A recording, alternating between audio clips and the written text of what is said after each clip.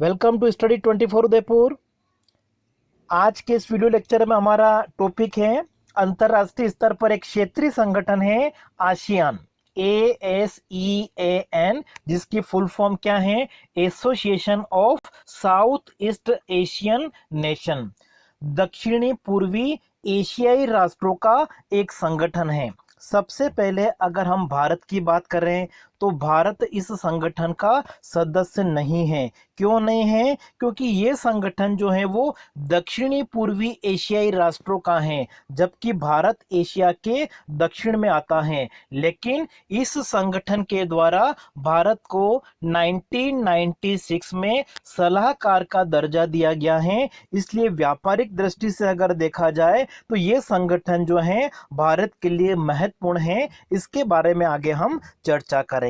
तो सबसे पहले आसियान की अगर हम बात करें तो इसकी फुल फॉर्म क्या है? Association of south east Asian Nations. दक्षिणी पूर्वी एशिया के 5 राष्ट्र कौन कौन से? इंडोनेशिया, मलेशिया, फिलीपींस, सिंगापुर और थाईलैंड। इन 5 देशों ने मिलकर 1967 में, ठीक है, 1967 में, 8 अगस्त 1967 में इस संगठन को स्थापित किया। तो इस संगठन की जो स्थापना है वो 5 देशों के द्वारा, कौन कौन से 5 देश हैं? Indonesia, Malaysia, Philippines, Singapore, Thailand. इनको एक तरह से संस्थापक सदस्य कहा जाता है। इन 5 संस्थापक देशों ने इसकी जो स्थापना है 8 अगस्त 1967 को की। और कहां पे की? थाईलैंड की राजधानी बैंकॉक में। इसका मुख्यालय अगर हम देखें, हेड क्वार्टर कहां पे है? इंडोनेशिया की राजधानी जकार्ता में। ठीक है, आसियान जो है कब स्थापित हुआ? इसकी स्थापना कब हुई? 8 अगस्त 1967 को। और इसका जो मुख्यालय है वो कहां पे है? Jakarta, Indonesia. इसका जो राष्ट्र वाक्य है वो क्या है? One vision, one identity, one community. एक दृष्टि, एक पहचान, एक समुदाय। अब देखिए, सदस्य देशों की अगर बात की जाए तो इसके 5 संस्थापक देशों सहित कुल वर्तमान समय में अगर हम देखें तो जो स्थायी सदस्यों की संख्या है वो कितने हैं? 10 देश हैं। ठीक है, देखिए जब स्थापना हुई थी 1967 में, उस समय केवल 5 सदस्य देश थे, इंडोनेशिया, मलेशिया, फिलीपींस, सिंगापुर और थाईलैंड। लेकिन बाद में 5 देश अलग अलग समय में इसके सदस्य बने हैं। तो वर्तमान समय में अगर देखा जाए तो आसियान जो है उसके कुल कितने देश सदस्य हैं? 10 देश जो हैं वो स्थायी सदस्य हैं। इन 5 संस्थापक देशों के अलावा ब्रुनेई, वियतनाम, लाओस, म्यांमार और कंबोडिया एक तरह से इसके 10 स्थायी सदस्य हैं।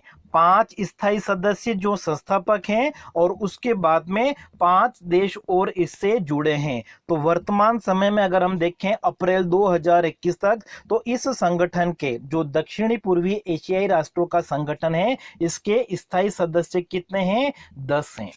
अब देखिए, इन 10 सदस्य देशों को आपको अगर याद रखना है तो आप इस तरीके से याद रख सकते हो, बीएससी या एमएससी एमटीवी पर आईपीएल मैच। ऐसा थोड़ा सा याद रख लीजिए, एमटीवी पे आता तो नहीं है, ठीक है, लेकिन आप याद करने के लिए ऐसा बना सकते हो, बीएससी या एमएससी दोनों में से कोई एक ले लीजिए, एमटीवी आईपीएल। ठीक है, जिसमें बी का मतलब क्या हो जाएगा? ब्रुनेई, एम का मतलब आप म्यांमार से ले लीजिए, एस का मतलब आपका हो जाएगा सिंगापुर से, सी का मतलब हो जाएगा कंबोडिया से, एम का मतलब आप फिर ले लीजिए मलेशिया से। ठीक है, एम पे 2 है, देखिए मलेशिया है और म्यांमार है, दोनों में से आप कोई सा भी एक ले सकते हैं।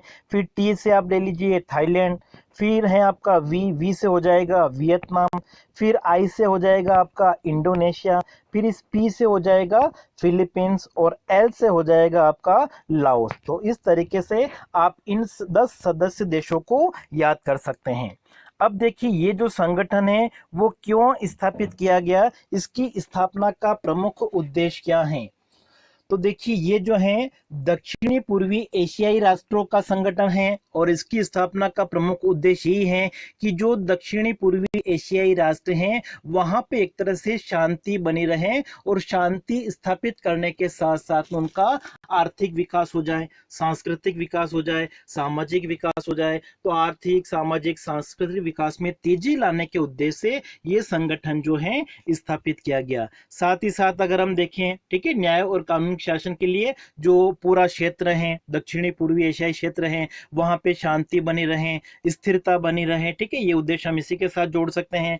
इसके अलावा जैसे जो भी इसके सदस्य देश बनते हैं वो पारस्परिक रूप से एक दूसरे को सहायता करें, चाहे वो आर्थिक स्तर पे हो, सामाजिक, सांस्कृतिक, तकनीकी हो सकती हैं, वैज्ञानिक, प्रशासनिक क्षेत्रों में सामान्य हितों के मामले में सभी देश सहयोग करे, सक्रिय रहे, ठीक है। तो पारस्परिक सहायता को बढ़ावा देने के उद्देश्य से भी ये संगठन जो है स्थापित किया गया। साथ ही साथ अगर हम देखें, कृषि क्षेत्र हो गया, औद्योगिक क्षेत्र हो गया, ठीक है, जो अंतर्राष्ट्रीय व्यापार है उसको बढ़ाना, एक तरह से परिवहन और संचार की जो सुविधाएं हैं उसमें सुधार लाना, जो लोग हैं उनका कल्याण करना, लोगों का जो जीवन स्तर है उसमें सुधार करना। तो इन सभी उद्देश्यों को पूरा करने के लिए ये संगठन जो है स्थापित किया गया है। और देखिए, ये है दक्षिणी पूर्वी एशियाई राष्ट्रों का है।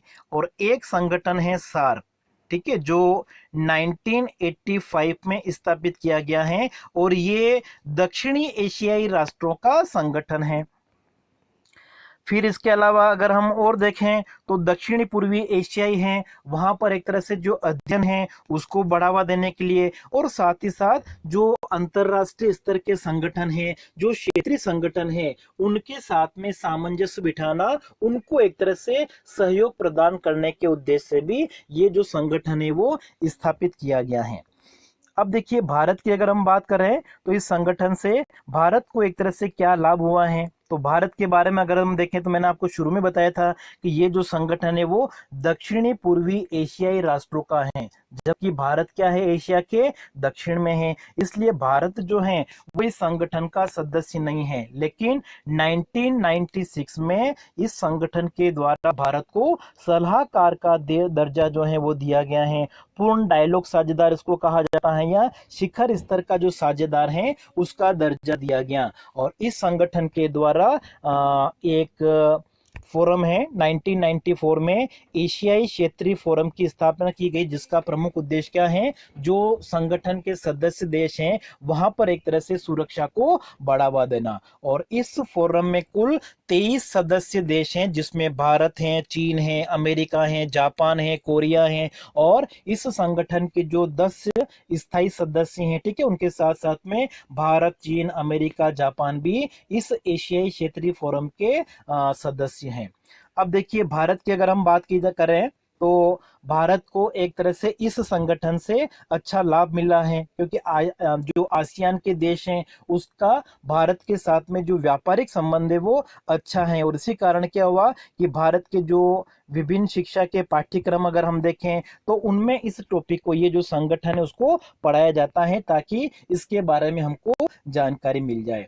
अब देखिए, आसियान के साथ में जो व्यापार होता है तो भारत जो है वो चौथे नंबर पे आता है, ठीक है, चौथा सबसे बड़ा व्यापारिक भागीदार देश है भारत। और भारत का अगर हम अनुमानित व्यापार देखें तो भारत का जो कुल व्यापार होता है उसका लगभग 10.6% व्यापार जो है वो किसके साथ होता है, आसियान के जो राष्ट्र हैं, ठीक है, संगठन के साथ में होता है। तो कुल व्यापार में भारत का इस संगठन के साथ में हिस्सा कितना है, 10% से 11% के आसपास है। और भारत का जो कुल निर्यात है, कुल निर्यात में अगर हम देखें तो जो आसियान के देश हैं उनको लगभग 11.28% का निर्यात किया जाता है। तो इस तरीके से इन आंकड़ों के आधार पर हम कह सकते हैं कि ये जो संगठन है वो भारत के लिए लाभदायक है। भारत और आसियान देशों के निजी क्षेत्र के प्रमुख उद्यमियों को एक मंच पर लाने के लिए 2003 में एशियन इंडिया बिजनेस काउंसिल जो है AIBC की स्थापना की गई, ठीक है। भारत और आसियान देशों के जो प्राइवेट सेक्टर के जो एंटरप्राइजेज हैं, निजी क्षेत्र के जो उद्यम हैं, उनको एक मंच पे लाने के लिए, ताकि ग्रोथ रेट को बढ़ाया जा सके, आर्थिक विकास को बढ़ाया जा सके, तो निजी क्षेत्र के जो उद्यम थे उनको एक स्थान पर लाने के लिए 2003 में इसकी स्थापना की गई, इस आसियान इंडियन बिजनेस काउंसिल की स्थापना की गई। अब देखिए, आसियान की कुछ संस्थाओं की अगर हम बात करें तो इसकी सर्वोच्च जो संस्था है जो नीति बनाने का काम करती है उसको कहा जाता है आसियान शिखर सम्मेलन। ठीक है, शिखर सम्मेलन में क्या होता है, आसियान जो संगठन है उसकी नीतियों को बनाया जाता है। ठीक है, इसकी स्थापना क्यों की गई और जो इसका चार्टर है, घोषणा पत्र है, उसके हिसाब से अगर देखें तो जो शिखर सम्मेलन है वो एक वर्ष में 2 बार होना चाहिए। ठीक है, और प्रत्येक वर्ष अगर देखें तो जो विदेश सचिवों की जो बैठक होती है तो वो तो हर एक वर्ष होती है। ठीक है, लेकिन जो सम्मेलन है वो जरूर नहीं कि उसमें लिखा हुआ है लेकिन कभी कभी नहीं हो पाता है।